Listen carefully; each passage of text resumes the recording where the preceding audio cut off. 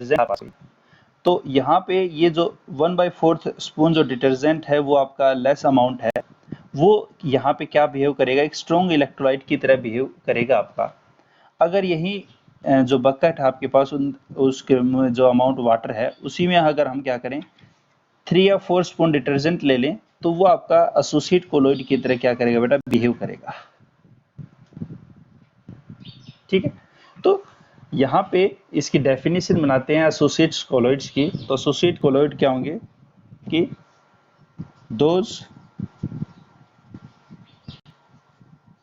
those substance which behave like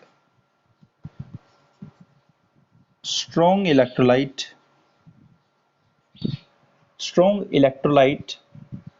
at low amount या concentration at low amount but at higher amount they behave like colloids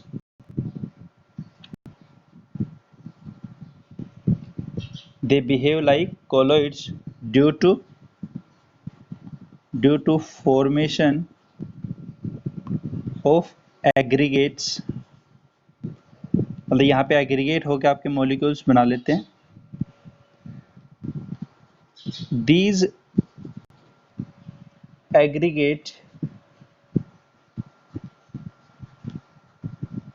aggregate particle are known as myself. इन्हीं को हम क्या बोलते हैं, myself या और एसोसिएट कोलॉइड।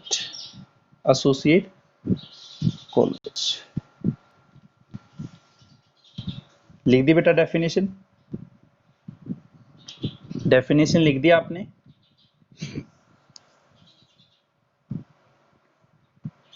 बताइए बेटा, आवाज आ रही है क्या? हेलो,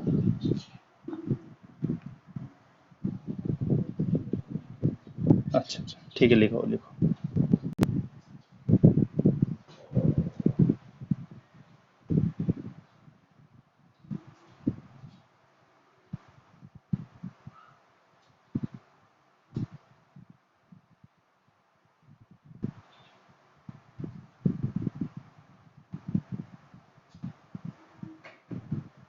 लिख दिया बेटा। देखो बेटा, एक बार दोबारा देखो क्या कह रहा मैंने क्या कहा इसमें। थोड़ा सा मेरे को पता है आपको हो सकता है डिस्कम्फर्ट थोड़ा फील हो, क्योंकि टाइमिंग थोड़ा चेंज हुई है।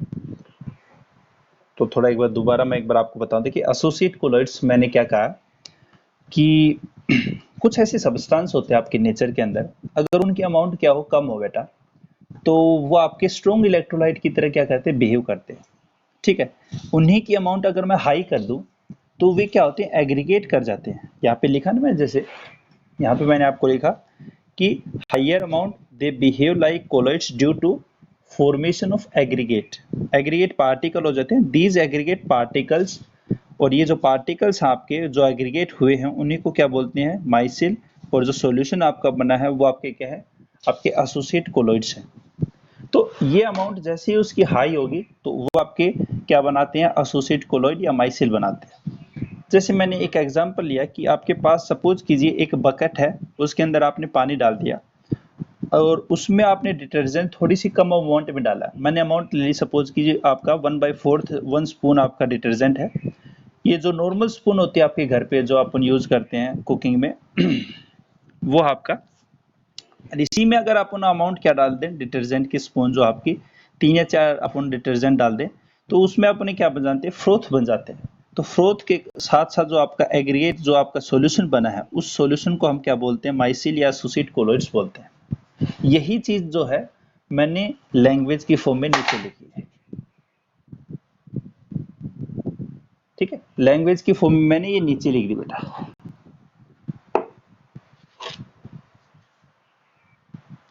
आगे चलो, अगर इतनी बात समझ में आ गई तो बोलो भाई। ठीक, थैंक यू। चलिए, अब मैं जैसे कुछ एग्जांपल लेता हूँ जिससे थोड़ी और क्लियरिटी होगी। जैसे आपके पास सोप है, डिटर्जेंट है, तो कुछ सोप है आपके पास, ठीक है। सोप है जैसे आपके पास सोडियम स्टीरेट है। कौन कौन सी आपके पास? सोडियम स्टीरेट, ठीक है। स्टीरेट मतलब ऐसे स्टीरेट ऐसे 17, मतलब कार्बन कितने बेटा? 17 है, इसको याद रखना है इसका फॉर्मूला। तो C70H35COO Na, ठीक है। अगर आपको कह दे सोडियम सोडियम पालमेट, पी से पालमेट, पी से 15, मतलब कार्बन जो है यहाँ पे कितना बेटा? 15 है, ठीक है। फॉर्मूला क्या हो जाएगा? C15H31COONA, ठीक है। बस हाइड्रोजन आपको एक डबल कर देना है, मतलब जैसे आपका यहाँ पे क्या हो गया? 17 दूनी 34, 34 और एक आपने क्या कर दिया? 35 कर दिया। इसी तरह से यहाँ पे हाइड्रोजन जो है वो आपको डबल प्लस में 1 करना आपको। तो यहाँ पे आपका क्या हो गया? 15, 15 दूनी 30, 30 और एक जोड़ दिया तो 31 हो गया आपके, ठीक है। ये हाइड्रोजन इस तरह से याद रख लोगे। ये यूनिट आपकी दोनों की सेम है, ठीक है। सोडियम स्टीरेट और पालमेट का एग्जाम्पल है। अब ये काम कैसे करेगा देखिए, इसके बारे में बात करते हैं अपन, ठीक है। देखिए, मैं यहाँ पे एक एग्जाम्पल लेता हूँ, यहाँ पे सोडियम पालमेट का। सोडियम पालमेट, कार्बन कितने आपके पास? यहाँ पे 15 और एक आपका है यहाँ पे कार्बन किसका? यहाँ पे कार्बोक्साइल ग्रुप का आपका यहाँ पे कार्बन है। तो यहाँ पे कार्बन आपके पास कितने हैं? 15 कार्बन है। यहाँ पे 15, 14, 13, 12, 11, 10,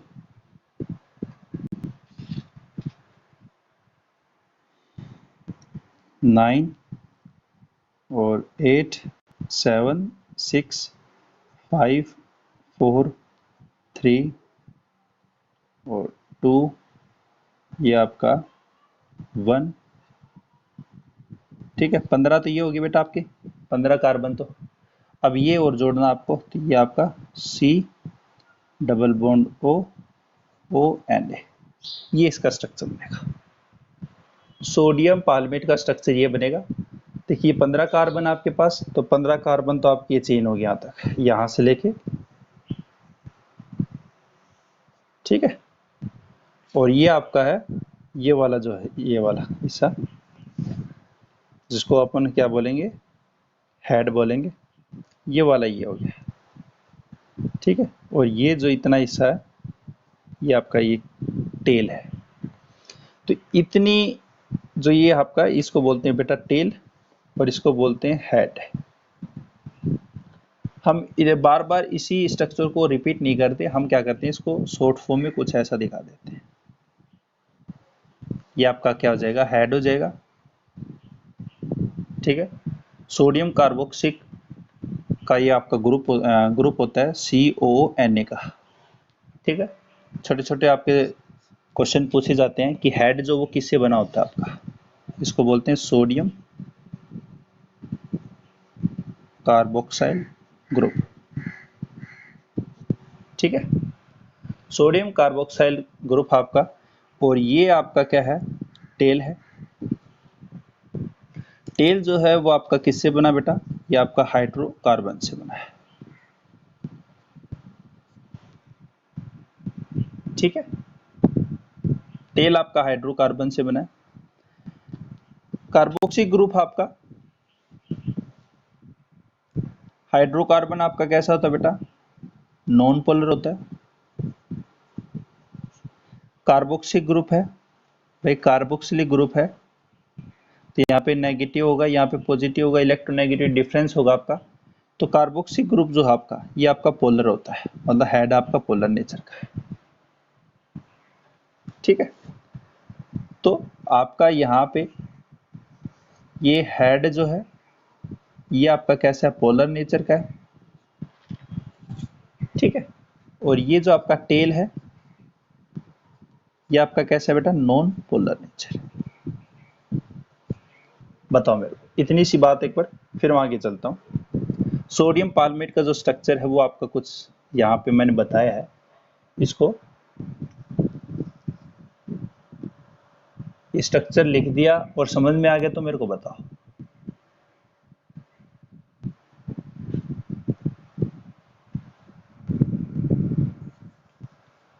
बोलो भाई, आवाज आ रही है मेरी, नहीं आ रही?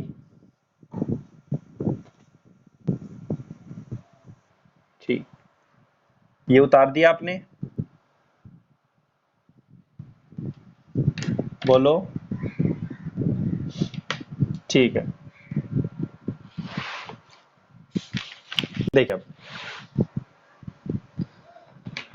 यहाँ पे बात करें अगर अपन, तो यहाँ पे आपका क्या है,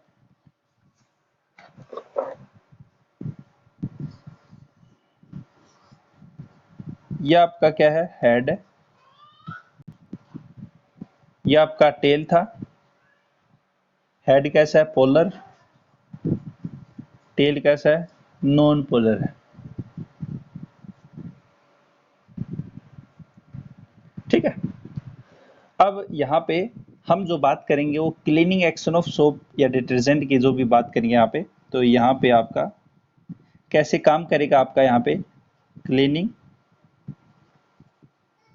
action of soap. Cleaning action of soap या डिटर्जेंट, डिटर्जेंट।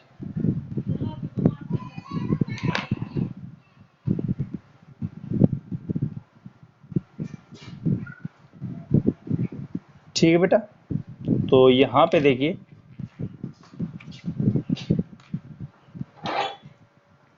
होगा क्या, ये आपके पास कोई क्लॉथ है,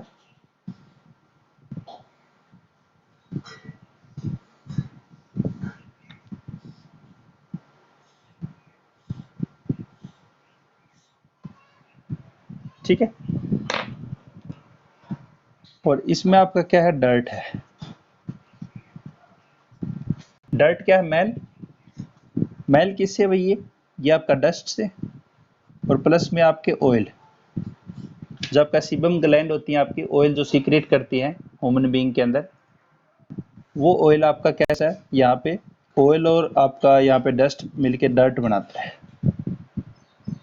डर्ट कैसा है भाई, ऑयल कैसा आपका, नॉन पोलर हाइड्रोकार्बन ही होता है आपका, और हाइड्रोकार्बन कैसा होता है, नॉन पोलर।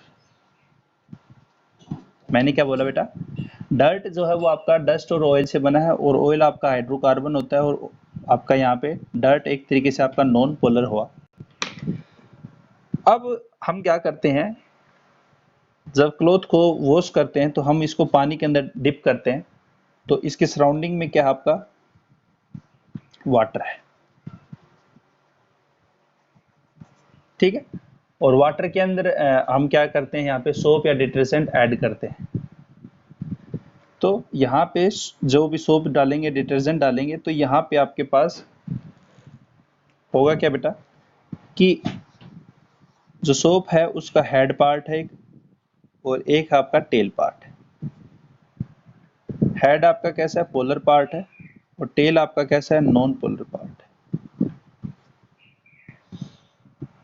हेड कैसा है बेटा, पोलर पार्ट है, टेल आपका नॉन पोलर पार्ट है। तो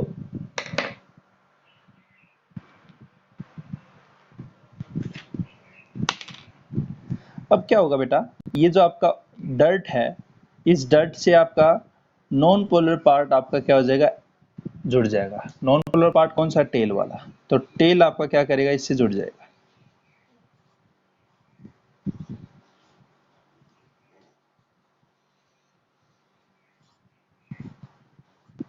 ठीक है, ये जो स्ट्रक्चर बना है इसको बोलते हैं माइसिल, इसको बोलते हैं बेटा माइसिल।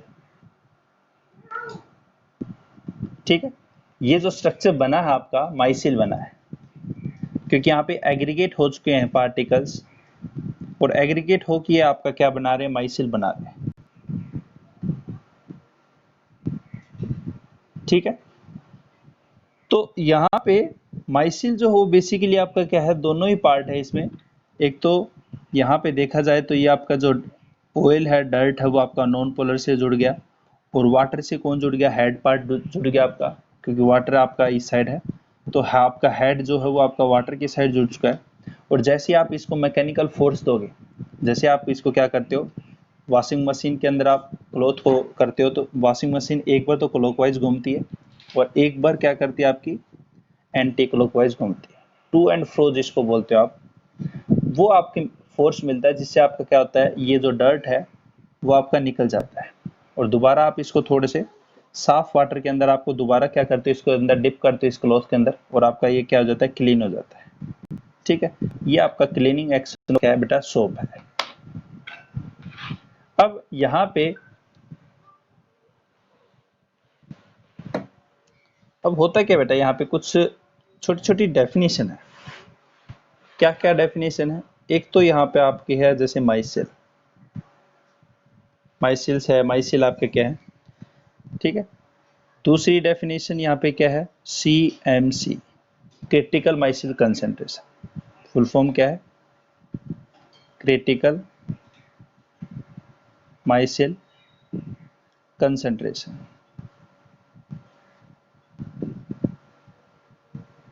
और एक आपका यहाँ पे क्राफ्ट टेम्परेचर।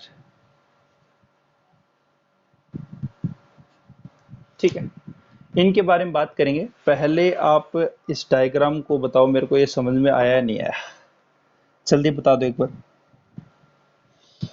कैसे क्या आपका क्लीनिंग एक्शन ऑफ सोप होता है बेटा, जल्दी बताओ एक बार।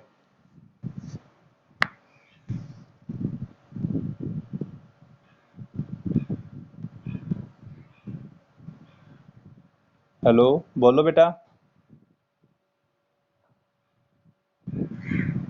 चलिए, सबसे पहले बात करते हैं माइसिल की।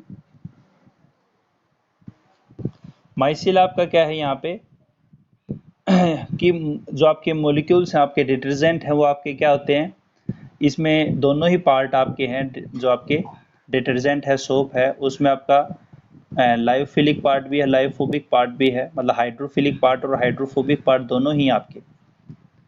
तो वो जो आपके स्ट्रक्चर बनाते हैं एग्रीगेट होके, उस स्ट्रक्चर को हम क्या बोलते हैं यहाँ पे, माइसिल बोलते हैं। तो यहाँ पे इसकी डेफिनेशन क्या होगी आपकी, the aggregation of lyophilic and lyophobic part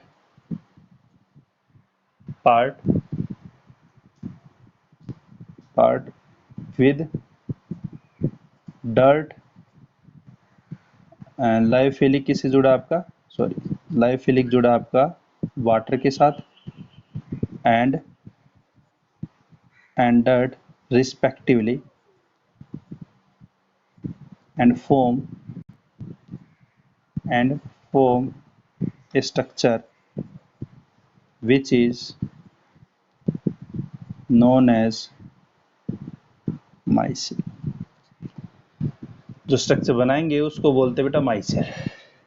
अब बात करें CMC, क्रिटिकल माइसिल कंसंट्रेशन।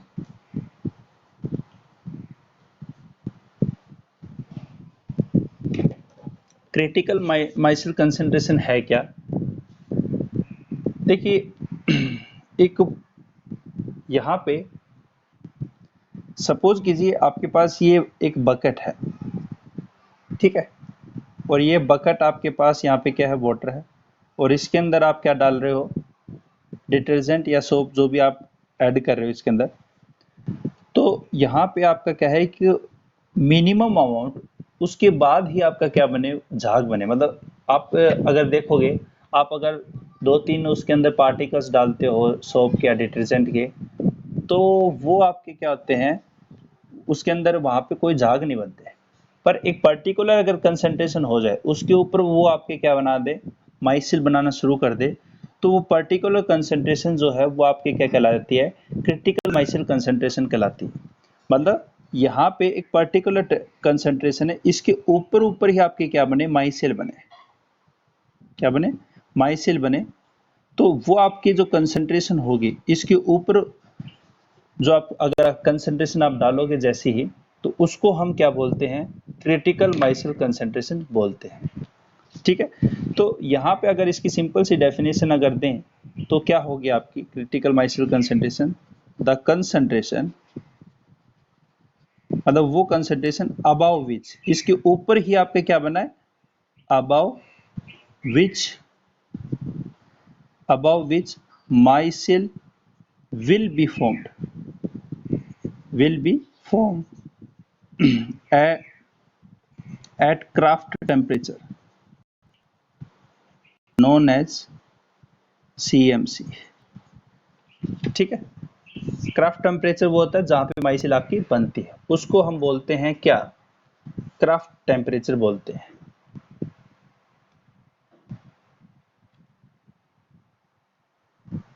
ठीक है। अगर बात करें यहाँ पे अपन क्राफ्ट टेम्परेचर की, देखिए क्राफ्ट टेम्परेचर क्या होता है, वो टेम्परेचर जहां पे आपकी माइसिल बने, ठीक है, उसको बोलते हैं हम क्या, Kraft temperature. The temperature at which micelle will be formed known as Kraft temperature. उसको हम क्या बोलेंगे, क्राफ्ट टेम्परेचर बोलेंगे।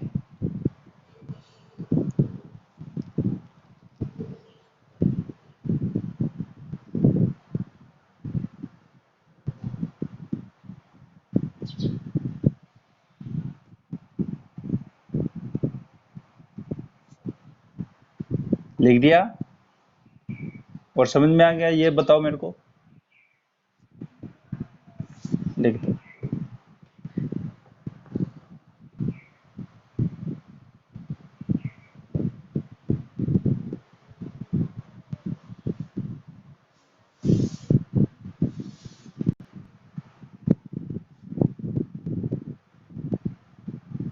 सभी ने लिख दिया।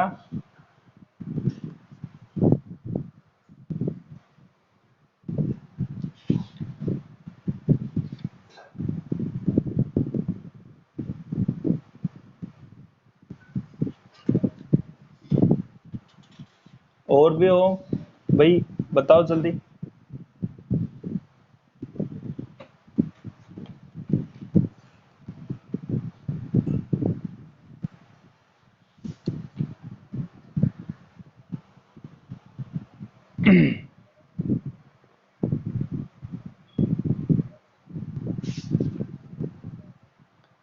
चलें फिर आगे।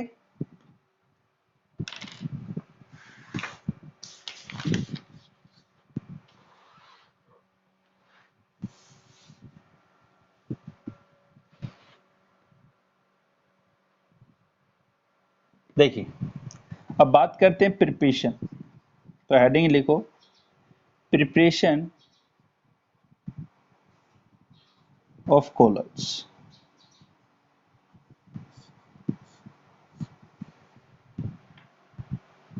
Preparation of colloids.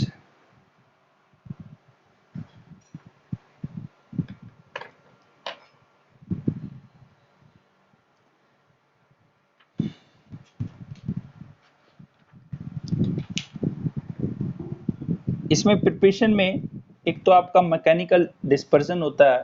मैकेनिकल आपका यहाँ पे मेथड से हम क्या करते हैं, कोलॉइडल सॉल्यूशन का फॉर्मेशन करते हैं। मैकेनिकल फोर्स में होता है क्या बेटा, यहाँ पे कि एक तरीके से जैसे चक्की होती है आपकी, चक्की के अंदर अपन क्या करते हैं, आटा पिसवाते हैं, तो वहां पे भी हम क्या करते हैं, ऐसे कोलॉइड्स लेते हैं, उसके अंदर हम क्या कहते हैं, ग्राइंड करते हैं, और ग्राइंड करके उसको पाउडर फॉर्म में बनाते हैं, और वो पाउडर जो फॉर्म बनता है आपका, उसको हम पर्टिकुलर सॉल्वेंट के अंदर, डिस्पर्जन मीडियम के अंदर ऐड करते हैं, और वो आपका कोलाइडल सॉल्यूशन आपका बन जाता है। ठीक है, नॉर्मल प्रोसेस होता है मैकेनिकल डिस्पर्जन का। यहाँ पे कोलाइड जो मील यूज होती है आपने, उस चक्की को क्या बोलते हैं, कोलाइडल मील बोलते हैं। एग्जाम पॉइंट ऑफ व्यू से वो आपका इतना इंपॉर्टेंट है नहीं। आपका जो इंपॉर्टेंट है मेथड, वो है आपका इलेक्ट्रिकल डिस्पर्जन, जिसको ब्रिडिक आर्क ने खोजा था। तो इसका यहाँ पे लिखना, इस मेथड का नाम लिखना इलेक्ट्रिकल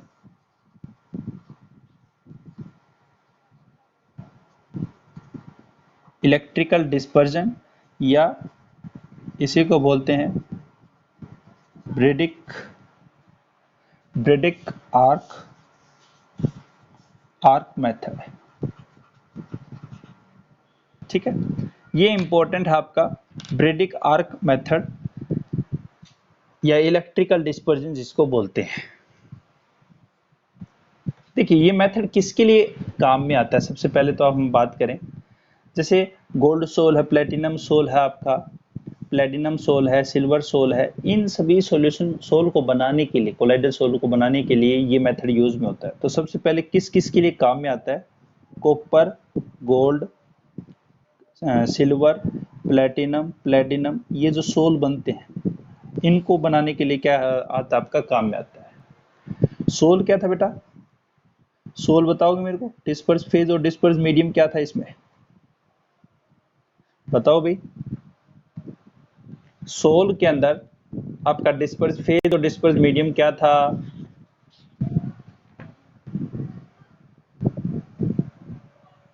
बिल्कुल। यहाँ पे सोल अगर बात करें तो डिस्पर्स मीडियम आपका लिक्विड था और डिस्पर्स फेज आपका सॉलिड था, बिल्कुल।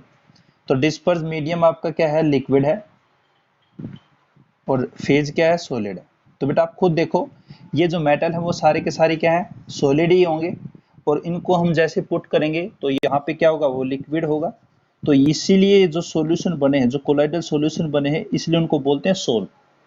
कभी ये मत समझ जाना कि सॉल्यूशन जो है, सॉल्यूशन को हमने शॉर्ट फॉर्म में सोल लिख दिया, ये गलत है आपका, ये मत समझ जाना। यहाँ पे सोल जो है वो एक तरीके से यहाँ पे कोलाइडल सॉल्यूशन का टाइप है, जो मैंने आपको पहले बता दिया था। अगर जैसे सॉलिड सोल की अगर बात करें, तो सॉलिड सोल में आपका डिस्पर्स फेज और डिस्पर्स मीडियम दोनों ही क्या थे, सॉलिड थे। यस या नो, बताओ।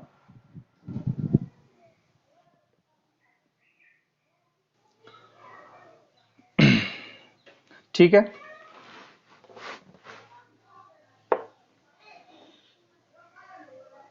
देखिए आगे करते हैं इसको स्टार्ट। तो सबसे पहले आपको ये पता होना चाहिए कि किस के लिए काम में आता है। तो सबसे पहले यहाँ पे कॉपर है आपका, सिल्वर है, गोल्ड है, प्लेटिनम है, इनके सोल को बनाने के लिए काम में आता है। अब यहाँ पे होता क्या है, क्या मेथड होता है यहाँ पे, तो उसको देखते हैं एक बार। इसमें करते क्या है कि एक हम कंटेनर लेते हैं, बड़ा सा कंटेनर लेते हैं, और यहाँ पे जिस मैटर का सोल बनाना है अपने को,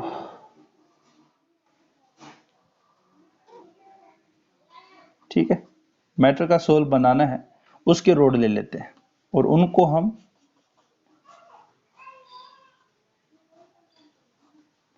क्या करते हैं, हाई वोल्टेज बैटरी के साथ जोड़ते हैं। दो मेटल रोड ली, जैसे सपोज कीजिए गोल्ड का अगर बनाना है तो गोल्ड की मैंने रोड ले ली, और यहां पे मैंने सपोज कीजिए डिस्पर्स मीडियम भी लूंगा, तो डिस्पर्स मीडियम मैंने ले लिया, यहाँ पे सॉल्वेंट क्या ले लिया, सॉल्वेंट ले लिया। अब मैं अगर इसको हीट स्पार्क करवाऊंगा, यहाँ पे जैसे ही इनको टच करेंगे तो स्पार्क होगा, तो इनके अंदर क्या होगा, स्पार्किंग होगी, और हाई टेम्परेचर के कारण यहाँ पे क्या होगा, आपका मेटल जो है वो आपका मेल्ट होना शुरू कर देगा। और मेल्ट होना शुरू कर देगा तो सीधी सी बात है, अगर इसी तरीके से अगर करेंगे तो मेल्ट आपका मेटल जो है वो आएगा पानी के अंदर, वो क्या होता जाएगा, सेटल होता जाएगा। अगर सेटल होता जाएगा तो आपका तो कोलाइडल सॉल्यूशन बना ही नहीं, क्योंकि कोलाइडल सॉल्यूशन तो क्या होता है, आपके हेट्रोजीनियस नेचर के होते हैं और स्टेबल होते हैं। आपके ट्रू सॉल्यूशन भी आपके स्टेबल होते हैं, सस्पेंशन सॉल्यूशन स्टेबल नहीं होते। क्योंकि सस्पेंशन सॉल्यूशन में अगर अपन बात करें कि पानी के अंदर हम क्या डाल दिया, रेत डाल दिया, तो रेत आपके क्या हो जाता था, सेटल डाउन हो जाता था नीचे। तो नीचे रेत जैसे आपका सेटल डाउन हो जाता है तो वो स्टेबल थोड़ी हुआ है। स्टेबल का मीन्स तो ये हुआ कि आपका सोल्यूट और सोलवेंट जो है, डिस्पर्स फेज और डिस्पर्स मीडियम, दोनों एक दूसरे के अंदर क्या होने चाहिए, सोल्यूबल होने चाहिए, एक दूसरे के अंदर डिजोल्व होने चाहिए। तो ये जो आपका मेटल है वो मेटल क्या हुआ, इस सोलवेंट के अंदर आपका क्या होता गया, नीचे सेटल डाउन होता गया। तो ये तो तरीका नहीं निकला आपका। पहली प्रॉब्लम तो ये आ गई ब्रेडिक आर्क के आगे। दूसरी यहाँ पे उसके आगे क्या आई कि यहाँ पे ये जो हाई वोल्टेज है, इस हाई वोल्टेज के कारण यहाँ पे टेम्परेचर बहुत ज्यादा हाई हो जाता है। तो हाई होने के कारण यहाँ पे जो वाटर लेते हैं वो सारा वेपराइज हो जाता था। तो पहली प्रॉब्लम इसकी क्या आई कि मेटल जो है, मेटल्स आर सेटल डाउन हो गए।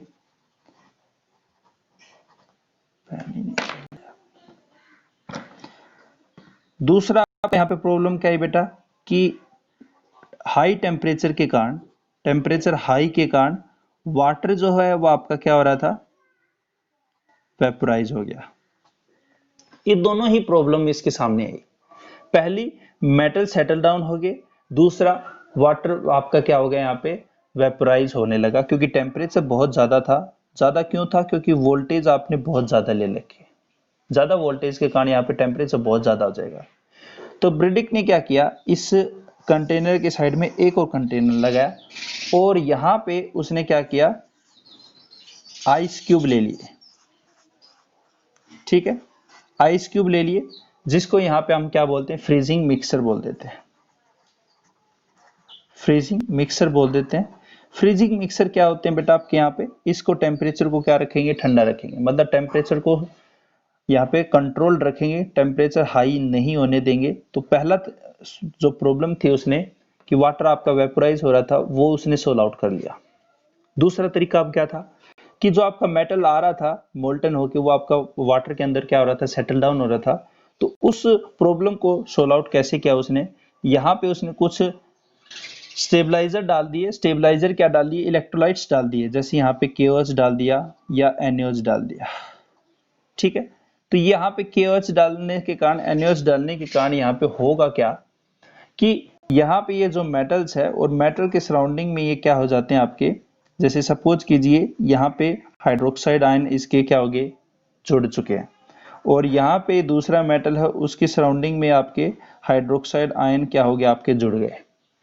तो यहाँ पे ऑब्जर्व करके देखा कि ये जो मेटल है इसके ऊपर भी नेगेटिव चार्ज आ गया, इसके ऊपर भी नेगेटिव चार्ज आ गया। तो ये कुछ ऐसा है, यहाँ पे भी मेटल है, यहाँ पे भी मेटल है, और यहाँ पे भी आपका मेटल है, और यहाँ पे भी मेटल है, इनके ऊपर नेगेटिव चार्ज है आपका। यहाँ पे नेगेटिव चार्ज अगर होगा तो सपोज कीजिए अगर ये मेटल आपका आया, ये आपका मेटल आया, सपोज कीजिए ये मेटल अगर नीचे आना भी चाहेगा तो नीचे वाला अगर मेटल आपका है तो वो उसको क्या कर देगा, उसके ऊपर भी नेगेटिव चार्ज है तो उसको क्या कर देगा, रिपेल कर देगा। रिपेल करने के कारण ये जैसे इसको रिपेल कर देगा तो ये ऊपर वाला पार्टिकल सेटल डाउन नहीं होने देगा, और इसी तरह से नीचे वाले जो पार्टिकल्स है वो भी आपके क्या होंगे, सेटल डाउन नहीं होंगे, क्योंकि उसके नीचे भी क्या है, सेट आपके पार्टिकल्स हैं जो कि चार्ज नेचर के हैं। चार्ज नेचर होने के कारण तो जो दूसरी प्रॉब्लम थी, मेटल्स यहाँ पे आपके क्या है, सेटल डाउन नहीं आपके जो हो रहे थे पहले, उसकी भी प्रॉब्लम सोल्व कर दी इसने। वाटर जो टेम्परेचर आपका ज्यादा बढ़ रहा था उसके कारण आपका वाटर वेपर हो रहा था, उसको प्रॉब्लम भी इसने क्या कर दी, सोल्व कर दी। अब जो मेटल थे उसके ऊपर चार्ज आ चुका है, चार्ज आ चुका है। तो यहाँ पे पहले बताए थे कोलाइडल सॉल्यूशन जो होते हैं वो आपके क्या होते हैं, चार्ज नेचर के होते हैं। वो चार्ज नेचर के इसलिए होते हैं क्योंकि यहाँ पे आपके मेटल जो है वो उसके ऊपर चार्ज आ चुका है, यहाँ पे नेगेटिव नेगेटिव चार्ज आ गया। इसी तरह से ही आपका मेटल है, इसके ऊपर भी नेगेटिव नेगेटिव चार्ज आ गया। यहाँ पे एक दूसरे को क्या करते रहेंगे, रिपेल करते रहेंगे। कि यहाँ पे एक ये मेटल है और ये आपका दूसरा मेटल है, यहाँ पे क्या होता रहेगा, अगर ये नीचे आना चाहेगा तो यहाँ पे नीचे वाला होगा तो इसको क्या करेगा, रिपेल करता रहेगा। तो सॉल्यूशन के अंदर वो क्या करते रहेंगे, घूमते रहेंगे आपके, अगर सॉल्यूशन के अंदर घूमते रहेंगे तो वो सेटल डाउन नहीं होंगे, और सेटल डाउन नहीं होंगे तो आपके क्या होते रहेंगे बेटा, डिस्पर्स जो मीडियम है उसके अंदर क्या होगा आपका, वो आपके सोल्यूबल रहेंगे, और सोल्यूबल होंगे तो कोलाइडल जो सॉल्यूशन है वो आपके क्या हुए, स्टेबल ही हुए। तो यहाँ पे कोलाइडल सॉल्यूशन जो है वो आपके स्टेबल नेचर के होते हैं। यहाँ पे इस तरह से ब्रेडिक आर्क ने क्या किया था, मेटल सोल को बनाने के लिए ये मेथड यूज किया था। यहाँ पे ये जो मेथड है वो सिंपल सी बात दिख रही है बेटा, टेम्परेचर बहुत ज्यादा चाहिए, ड्रास्टिक कंडीशन चाहिए, तो ये जो प्रोसेस है वो किसके लिए यूज हुआ, कौन बताएगा? ये जो प्रोसेस है वो किसके लिए यूज हुआ, डिस्पर्स फेज के लिए, डिस्पर्स मतलब लायोफिलिक के लिए, लायोफोबिक के लिए, बताओ भाई।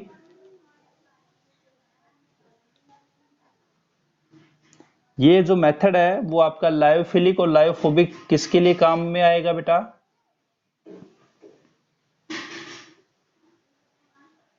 बताओ। ये जो मेथड है वो किसके लिए काम में आएगा, लायोफिलिक के लिए काम में आएगा, लायोफोबिक के लिए काम में आएगा? Lyophobic, very good Mukesh Chaudhary, very good, शाबाश बेटा। यहाँ पे लायोफोबिक के लिए काम आएगा क्योंकि लायोफोबिक में इंटरेक्शन कैसी थी, बहुत ही पुअर थी, वीक इंटरेक्शन थी। वहां पे मैंने बताया था ये जो मेथड एक बार बन गया, आप खुद देखो, अब यहाँ पे ये नहीं कि आप मेटल को और वाटर को अलग कर दोगे, क्योंकि यहाँ पे ये जो प्रोसेस है वो पहले ही से ही क्या बना, आपका ड्रास्टिक कंडीशन में बना है, और ड्रास्टिक कंडीशन में बना है तो यहाँ पे लायोफोबिक जो आपके कोलाइडल सॉल्यूशन थे वो आपके कैसे थे, इरिवर्सिबल नेचर के थे, क्योंकि वहां पे जो प्रोसेस आपकी इंटरेक्शन थी डिस्पर्स फेज और डिस्पर्स मीडियम की वो कैसी थी, वीक नेचर की थी। ये आपका है ब्रेडिक आर्क मेथड है। उतार लो इसको फटाफट।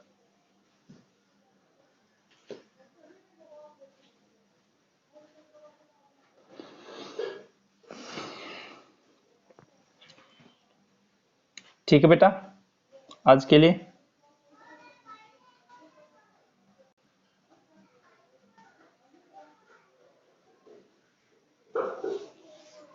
सभी ने उतार दिया? चलो आज की क्लास तो यहीं पे होगी आपकी, और नई ऐप पे जुड़ने के लिए आपका धन्यवाद।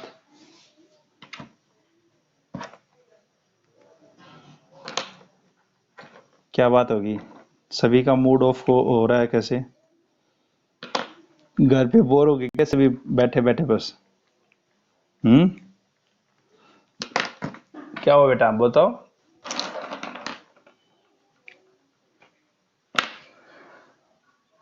मूड ऑफ हो गया?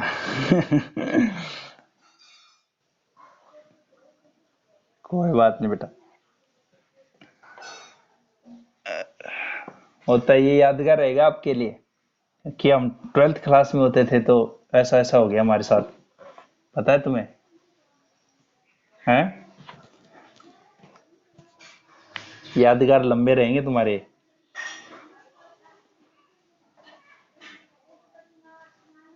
अगली वाली जनरेशन को बताया बताया करोगे आप कि हमारे साथ ऐसा हो गया, पता है तुम्हें, हमारे साथ ऐसा हो गया।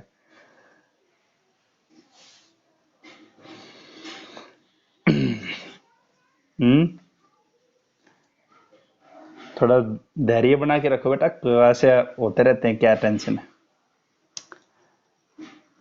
मन छोटा मत करो, लाइफ में ऐसे चलता रहेगा, ध्यान रखो।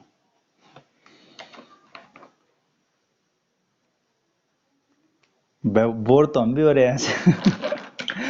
बोर तो हम भी हो रहे हैं वैसे। ठीक है, चलो नेक्स्ट क्लास आपकी होगी बेटा, उसको ज्वाइन करो। ठीक है बेटा।